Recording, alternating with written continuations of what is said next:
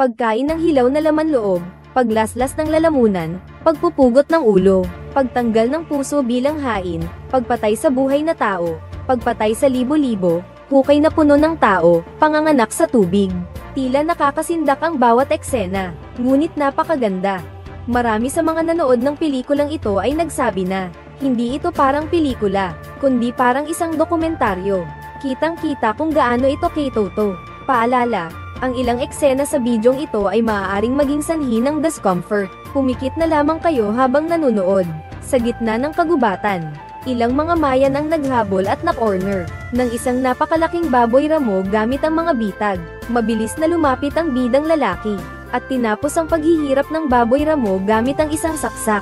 Binuksan nila ang tiyan ng baboy ramo. Simula na ng pamamahagi ng mga nakuha. Ang ibang kasamahan ay nakatanggap na ng mga organo na gusto nila. Ngunit kay Adang naman, mukhang ayaw na ayaw niya, dahil ang binigay sa kanya ni Tigre ay G. Ito na naman. Sabi ni Tigre, makakatulong daw ito sa kanya para magkaanak. Tumingin si Adang sa pinuno. Matapos makatanggap ng positibong sagot, kinuha ni Ada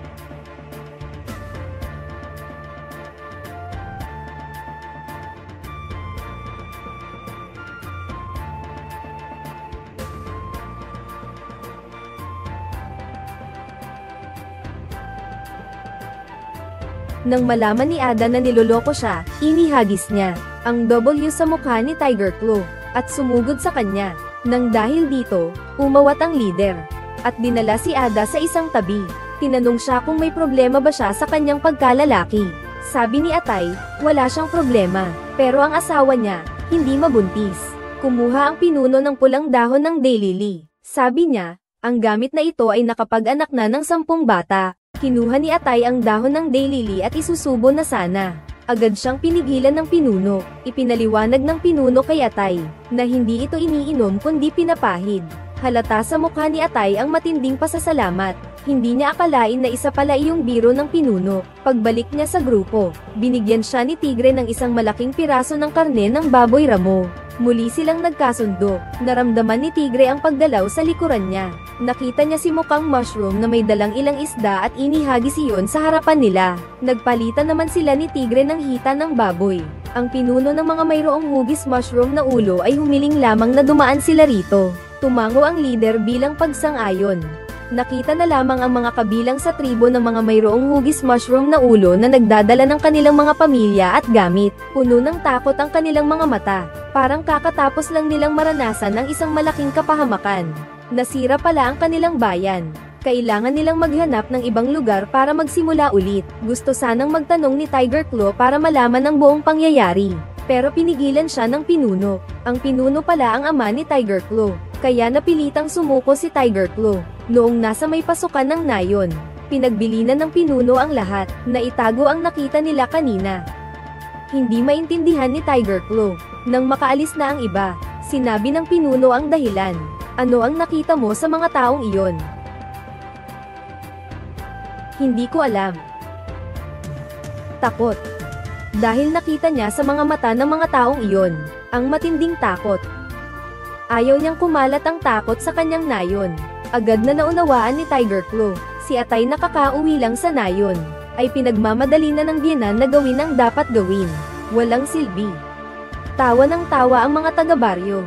Maya-maya pa ay narinig na nila ang pagsigaw ni Atay sa loob ng bahay. Nakita nilang hapong-hapo siyang lumabas habang hawak-hawak ang kanyang pagkalalaki. At naupo siya sa tubig. Agad na nakaramdam ng ginhawa. Si Mrs. ay nagsisipang gigil din na magmumog. Nagtawanan ng husto ang lahat. Halos mapatawa naman ang pinuno. Sagana sa tawanan ng buong nayon ng mga oras na iyon. Pinanaramdaman ang huling saya bago dumating ang kapahamakan. Kinaumagahan pagsikat ng araw, nanaginip si Tigre ng kabute, may hawak na umiikot na puso. Takbo. Nagising si Tigre dahil sa gulat. Ang buntis niyang asawa ay nagmamakaawang patayin niya ang aso sa may pasukan ng nayon na kanina patahol ng tahol. Nang mga sandaling iyon, ang mga mandirigma, na pinamumunuan ni Zero lang, na may bilang na 12-12 ng malalakas na kawal, ay papalapit na sa nayon. Ang pag-iyaw ng aso ang nakapagpaalerto kay Tigre. Tumayo siya para tingnan, at may nakitang estranghero na sumalakay. Mabilis niyang ginaisang ang kanyang asawa at mga anak, at dinala sila sa malapit na malaking hukay. Dahan-dahan niyang ibinaba ang kanyang asawa at mga anak gamit ang lubid. Samantala, ang nayon ay nasa gitna na ng kaguluhan. Isang mandirigma ang nakakita ng mga bakas ng tigre, at sumugod papunta sa kanya. Binilisan ni Huza ang pagbitaw ng lubid. Napasigaw ang kanyang asawa at anak. Nakita niyang malapit na ang mga kalaban. Kinailangan ng bitawan ni Huza ang lubid. Bumagsak ng malakas ang kanyang asawa at anak sa loob ng yungib. Gamit ang kanyang angking liksi, mabilis na natalo ni Huza ang mga kalaban. Sinabi niya sa kanyang asawa na kailangan muna niyang tulungan ng iba. Nang mga oras na iyon, karamihan sa mga tao sa nayon ay nahuli na. Pati ang malakas na si Adang ay napigilan ng lambat. Nakita niyang malapit nang mapahamak ang kanyang ama. Mabilis na sumugod si Tigre sa kalaban. Nagkagulo ang dalawa. Mukhang malapit na siyang mamatay. Nang mga oras na iyon, sinuutan ni Zero Wolf ng lubid ang leeg ni Tigre. Sa sobrang galit, gustong patayin ni Zhongyan si Tigre. Pero pinigilan siya ni Linglang. Dahil gusto ni Linglang ng buhay na bihag, labis na nagalit si Zhongyan. Nang makita ang kanyang amang nahuli, nagpaumanhin si Hu Jiao. Ngunit narinig pala ni Zhongyan. Matalim na tinitigan ni Zhongyan si Hu Jiao. At walang habag na pinugutan ng ulo ang ama. Nanatili sa pagluhod ang matapang na lalaki hanggang sa kamatayan. Punong-puno ng mga iyakan ang buong nayon. Maliban sa mga bata, lahat ng mga kalalakihang may edad ay dinakip. Pati ang mga babae, maging ang mga matatanda ay hindi pinalampas. Kinakabahang tiningnan ni Hu Jiao ang lungga ng kanyang asawa at anak, ngunit may isang mandirigma ang nakakita sa kanya. Lumapit ito sa bunganga ng lungga para magsiyasat. Parang narinig ko ang boses ng isang batang lalaki. Pagkatapos ay binuhat niya ang isang malaking bato, at inihagis sa loob ng yungib. Tumama ito sa binti ng batang lalaki. Pagkatapos ay pinutol niya ang lubid, at tahimik na umalis. Kasabay ng isang utos ni Zerlang, tumayo ang lahat at nagsimulang maglakad. Pinagmamasdan niya ang dahan-daang pagdalaw ng lubid. Si Tigre ay palihim na nanumpa. Babalik siya upang iligtas ang kanyang asawa at mga anak. Ang mga bihag ay iniipit ang leeg. Mahirap ang kanilang paglalakad. Nang mga oras na iyon, nakita ni Tigre sa karamihan ng lalaking may buhok na parang kabute sa kanyang panaginip. Nagkatinginan silang dalawa. Walang umaasang magkikita ulit tayo sa ganitong paraan. Ang grupo ay naglalakbay sa masukal na kagubatan. Parami ng parami ang mga batang sumusunod sa amin. Sama kayo sa amin. Nakikita ko ang mga batang ito na walang-wala, para akong sinasaksak sa puso. Isang bihag na sugatan ay halos hindi na makayanan ng sakit. Napaupo siya sa lupa. Panay ang suntok ng mapanlinlang na lalaki sa kanyang kaibigan. Si Tiger Claw, para hindi madamay ang kaibigan. Pumiglas siyang tumayo. Maya-maya'y nakarating sila sa isang ilog. Ang mabilis na agos ng ilog ay nagpahirap sa kanilang paglakad. Hanggang doon na lang ang kaya ng mga bata. Ang mas malaking batang babae ay umiiyak at sinasabi sa mga matatanda na huwag mag-alala. Sabi niya, aalagaan niya ang mga bata, pero ang boses niya ay napakabata pa rin. Ang nanay na nakakulong sa lungga, ay tinatahi ang sugat ni Little Tiger Claw. Hindi gamit ang karayom at anesthesia, kundi gamit ang mga langgam. Praktikal ang karunungan ng mga Mayan. Hindi umiyak o nagsumbong si Little Tiger Claw. Matalino siya na parang isang lalaki. Ang mga bihag, naglalakad sa pagitan ng mga matatarik na bangin. Ang isang sugatang bihag ay aksidenteng nadulas sa bangin. Nahulog din si Tiger Claw. Kumapit si Adang sa ugat ng puno. Isang sundalo ang tutulong sana. Pero pinigilan siya ni Zhongyan. Nanunood lang pala ang Birdman. Nanginginig ang mukha ni Adang. Nagsisimula na ring gumalaw ang ugat ng puno. Sumisigaw siya na bilisan na nila. Hindi na magtatagal ang pagkakahawak ng ugat, kung mananatili lang silang nakatayo dyan. Kahit hindi sila mahulog sa bangin at mamatay, masasakal sila ng lubid. Lahat sila'y namumula ang mga ugat, namumula ang mga mata. Pilit na hinayla pataas ang dalawa. Pero ang malas, naputol ng gitnang mata ang lubid. Diretso nitong tinulak pababa ng bangin ang sugatan.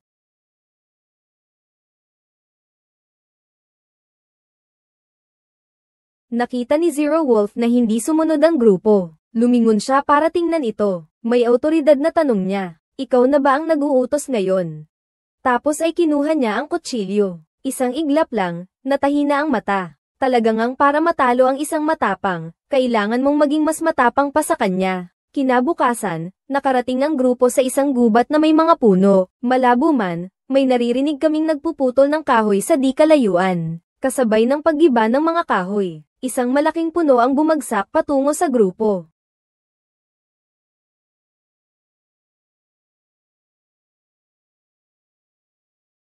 Tuloy ang paglalakad.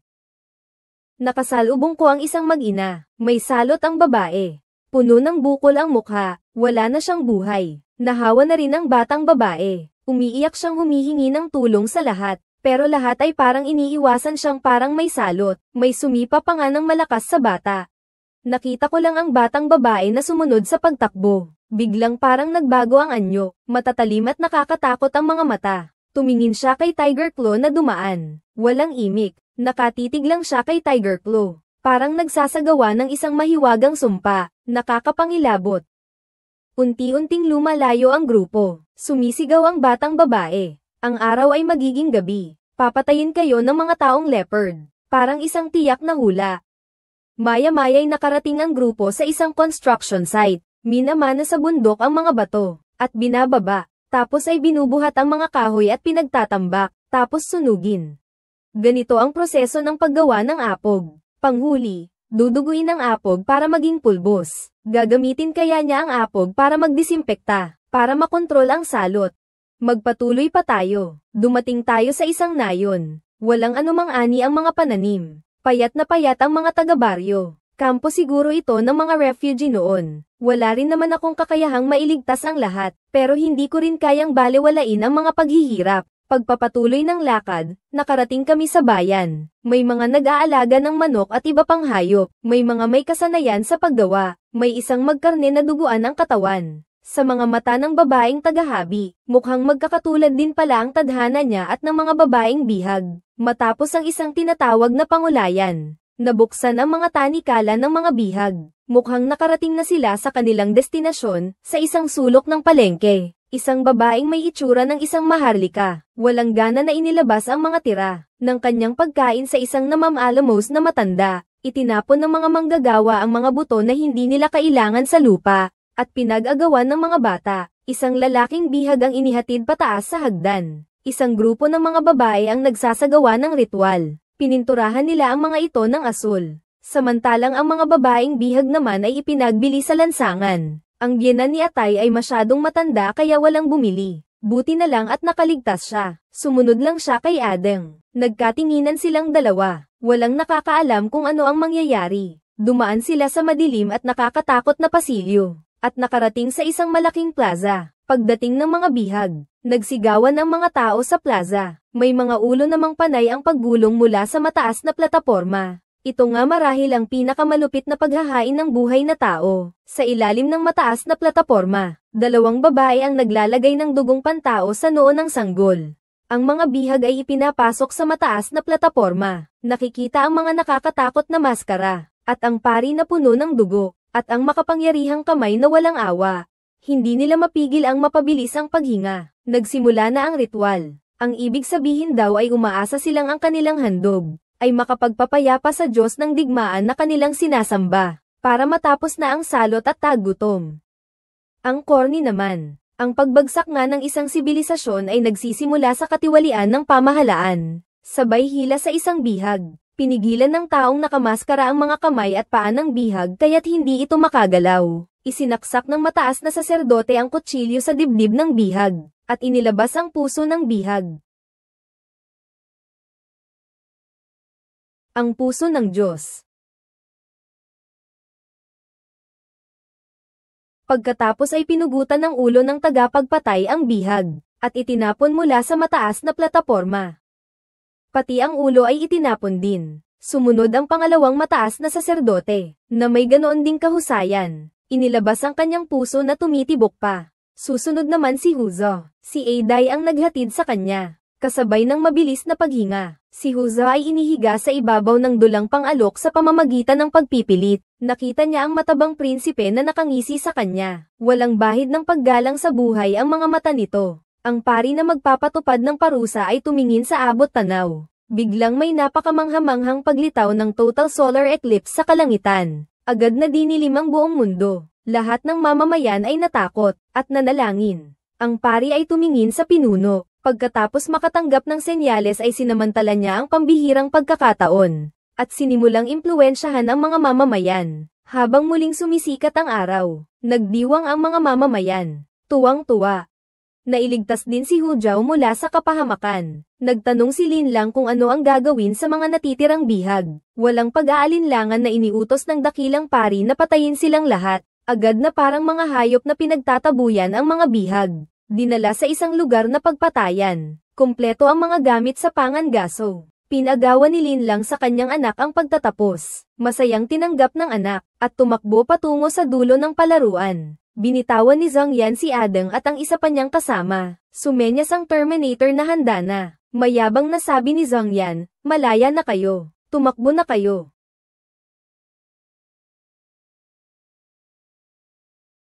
Habang pinagmamasdan ang mga nagbabantay na mandirigma, agad na napagtanto ng dalawa. Ito ang kanilang laro ng pangangaso. Agad na lumingon at tumakbo ng mabilis. Ang mga pana at sibat ay dumaan sa tabi nila. Ang isang bato na ibinato ay tumama ng eksakto sa batok ng isa. Nakita nilang bumagsak ang kasama. Si Atay ay tumakbo ng mabilis. Ngunit ang isang sibat na ibinato ng isang mandirigma ay tumagos din sa kanyang katawan. Nagpupumiglas siyang gumapang pasulong. Ilang hakbang pa lang ay nawalan na siya ng malay at bumagsak. Nagpupumiglas na bumangon ang kasama niya. Sumugod ang Terminator at pinatay ito gamit ang isang palo. Susunod naman sina Tiger Claw at Mushroom Head. Dahil sa naunang karanasan, gumamit ang dalawa ng paikot-ikot na pagtakbo. Sabay-sabay na tumakbo ng mabilis.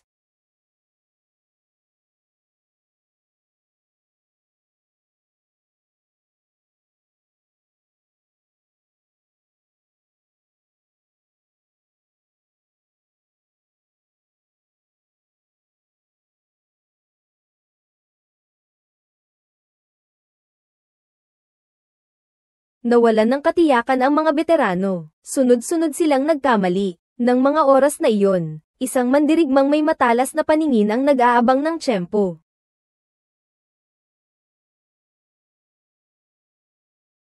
Ang natitira na lang ay ang kuko ng tigre. Nang mga oras na iyon, umatake na ang leader na si Zero Wolf. May tiwala sa kanyang mga mata, at tumama nga sa kuko ng tigre. Sasaksakin na sana ng Terminator si Hu Jao. Nang hilahin siya ni Daai na may natitirang buhay, at yakapin ang mga binti nito para makatakas si Hu Jao. Kaya naman nasira ni Hu Jao ang palaso sa kanyang tiyan. Nang akmang sasaksakin na naman ni Terminator si Hu Jao gamit ang kutsilyo, sinaksak na ni Hu Jao ang palaso sa lalamunan nito. Nang makita ang anak na bumagsak, di makapaniwalang napatingin si Lin Lang. Nakita niya ang tigreng dahan-daang bumangon. Doon lang siya natauhan nang makita ang paa nito. Sumugod siya rito. Nang makita iyon ng ibang mandirigma ay sabay-sabay silang sumugod. Si tigre ay nagtiis ng matinding sakit, at hinugot ang palaso sa katawan, at tumakbo palayo patungo sa taniman ng mais. Agad na tumakbo si Lin Lang papunta sa kanyang anak. Nagbigay din ito ng oras kay Huza para makatakas. Tumakbo siya at sumugod sa taniman ng mais. Takas sa kamatayan. Kinuha ni Lin Lang ang punyal sa kamay ng anak niya. Dahan-dahan siyang tumayo. Tahimik siyang. Ang mga matay naglalabas ng matinding galit. Dir-diretso siyang humahabol kay Huza. Sumunod naman ang 8 iba pang mandirigma. At ang susunod ay ang habulan ng buhay at kamatayan ng 2 grupo ng Siyam. Sa dulo ng maisan, nadulas si Huza at nahulog sa malaking hukay. Gumulong siya mula sa bangkay. Nakatayo si Huza, puno ng takot ang mga mata. Umiingay ang mga langaw sa kanyang tenga. Tumingin siya sa paligid. Lahat pala'y mga bangkay na walang ulo. Tanaw ang hukay ng mga bangkay. Siksikan ng mga bangkay, walang hanggan ang tanaw. Hindi ko alam kung gaano karaming buhay ang sinira ng mga nasa kapangyarihan. Parang mga asong ulol ang mga humahabol, palapit ng palapit, paika-ika at mabilis na umahan si tigre sa hukay ng mga bangkay. Ang pamilyar niyang kagubatan ang nasa unahan. Pagkatapos ng mahabang pagtakbo at pagsigaw, pinilit siyang huminto ng tama ng bala sa katawan. Huminga siya ng malalim. Tumingin siya sa malaking puno sa gilid. Parang may naisip na siya. Mabilis siyang umakyat sa puno. Parang walang kahirap-hirap. Namili siya ng magandang pwesto at nagtago. Maya-maya lang. Sunod-sunod nang dumaan sa ilalim niya ang mga humahabol. Nang mga sandaling iyon, ang dugo sa katawan niya ay tumutulo sa mga dahon, at tumutulo sa katawan ni Jongyan. Buti na lang at hindi napansin. Habang nagpupumiglas siyang tumayo, narinig niya ang iyak ng batang leopardo.